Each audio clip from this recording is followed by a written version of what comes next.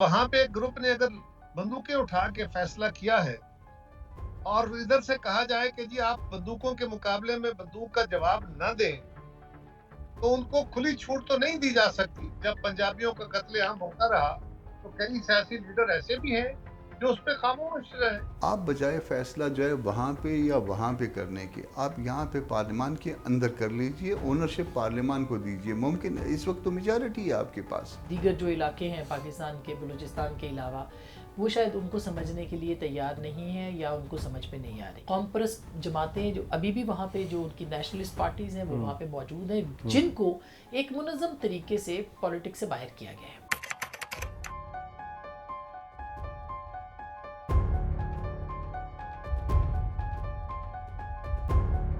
जब शहबाज शरीफ साहब क्वेटा आए, सीएम हाउस में यहाँ पर मीटिंग हुई जिसमें मिलिट्री के आला हुकाम भी बैठे हुए थे और सबसे पहले यही बात हुई उधर उस दिन कि बलूचिस्तान में मिसिंग पर्सनस का इशू, बलूचिस्तान के अंदर एक सियासी तनाज़ा है वो हम हल करेंगे और सीबीएम्स के लिए ये होंगे। बट अनफॉर्चुनेटली 2 साल गुजरने के बावजूद मुसलसल यकीन दहानियां, याद दहानियां, तो अब मुझे पता नहीं है कि शहबाज शरीफ के पास इख्तियार है नहीं है।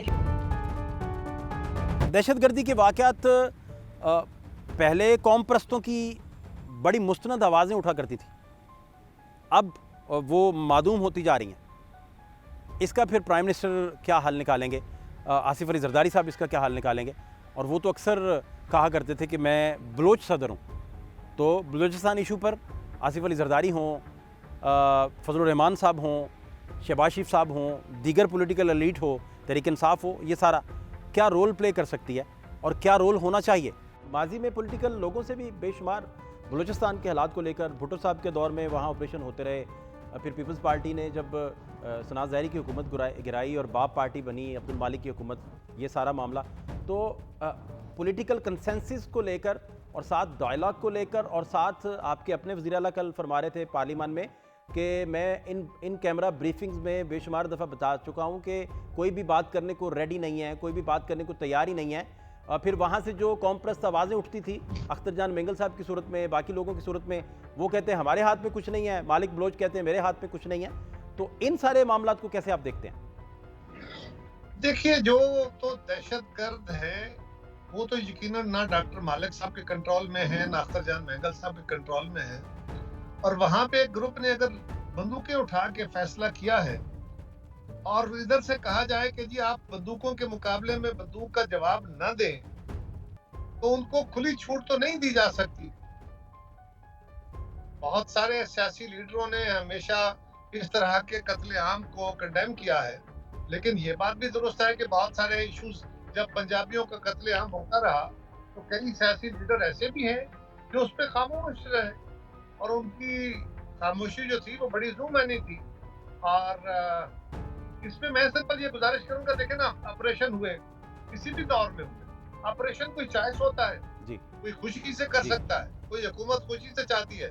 हर हुक्मरान की यह ख्वाहिश होती है कि बड़े इत्मीनान के साथ हुकूमत चले और उसके मामला जो हैं वो तदब्बर के साथ चलते रहे, अमन के साथ चलते रहे। जब कोई ऑपरेशन की तरफ जाता है या कोई सख्त कदम उठाता है तो वो तो चारों नाचार ही हो सकता है ना, वो कोई ख्वाहिश के तौर पे तो नहीं हो सकता। हमारे गवर्नमेंटों के उस पे बस में कोई है ही नहीं। थ्योरेटिकली तो है कि जी government mean cabinet, government mean parliament. यहाँ कोई पार्लियामेंट नहीं है, पार्लियामेंट है, मौजूद है, बेरूह है, एक ढांचा रखा हुआ है, पार्लियामेंट का कोई रूह नहीं है।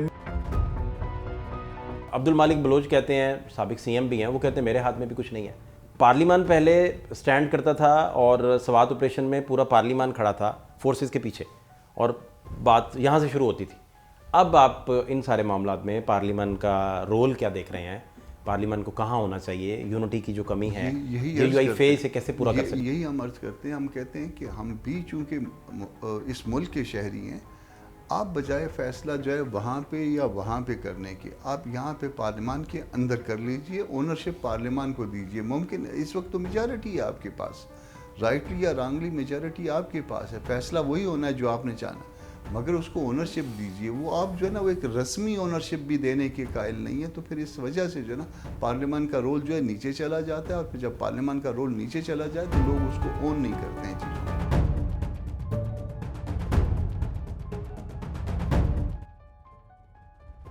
जो डायनेमिक्स है ना बलूचिस्तान के इशू की, वो बिल्कुल मुख्तलिफ है। और मेरा ख्याल है पाकिस्तान दीगर जो इलाके हैं पाकिस्तान के बलूचिस्तान के अलावा, वो शायद उनको समझने के लिए तैयार नहीं है या उनको समझ में नहीं आ रही। बलोच जो कौम है वो बिल्कुल मुख्तलिफ कौम है। सिंध के अंदर भी इसी तरह का सेंटिमेंट होता है, लेकिन बलूचिस्तान के अंदर शऊर जो है, हर तरह का सियासी शऊर, वो बाकी लोगों से बिल्कुल मुख्तलिफ है। और ये जो मसला है, ये मसला उनकी कौमियत के अलावा उनकी शनाख्त और उनके सब मामलात से जुड़ा हुआ है। ये बहुत पुराना मसला है। इस पुराने मसले को कभी भी बातचीत के लिए हल करने की उसके ज़रिए से कोशिश नहीं की गई है। अब जबकि उस मसले ने इतना बड़ा सर उठा लिया है कि उसमें दहशतगर्दी अब इन्वॉल्व हो गई है, तो अब जो है वो शायद ये समझा जा रहा है कि इसको जो है वो हल करना है। और उसके लिए बहुत सारे लोग, अख्तर मैंगल साहब ने कहा कि अब आपके इख्तियार में ना मेरे इख्तियार में है, और ये बात जो है वो हाथ से निकल गई है। लोग मायूस होकर यहाँ से गए हैं, बलूचिस्तान की यूथ जो है वो मायूस है, उनको कोई सामने नज़र नहीं आता, उनकी ख़वातीन हो उनकी। और बड़ा जो इसमें एंगल आया है वो उनकी ख़वातीन की इन्वॉल्वमेंट है। उनकी ख़वातीन जो कि अपनी एक बिल्कुल, चूँकि हर दूसरे घर में मिसिंग पर्सनस थे और उनका मसला बढ़ता चला गया, तो उन्होंने ख़वातीन को इंगेज कर लिया। ये वाहिद ख़ित्ता है जहाँ पे इस वक्त औरतों की मूवमेंट चल रही है।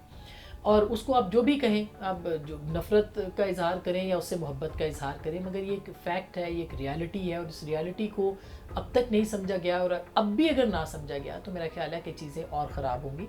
इसके अंदर जो दहशतगर्दी का एलिमेंट है, वो एलिमेंट में भी अब यूथ की बड़ी तादाद जो है वो शामिल हो गई है। तो इसको अब कैसे बदलना है? 2-3 दिन आप तकरीरें करेंगे, 2-3 दिन आप इजलास करेंगे, कंडमनेशन करेंगे, अपनी वेंटिलेशन करेंगे, वो सब कुछ करेंगे, लेकिन हल की जब बारी आएगी तो हल के लिए आपके पास कोई सराह जो है वो आपको नहीं मिलेगा। तो मेरा ख्याल है इसको बहुत संजीदगी के साथ देखना चाहिए। हल मौजूद है।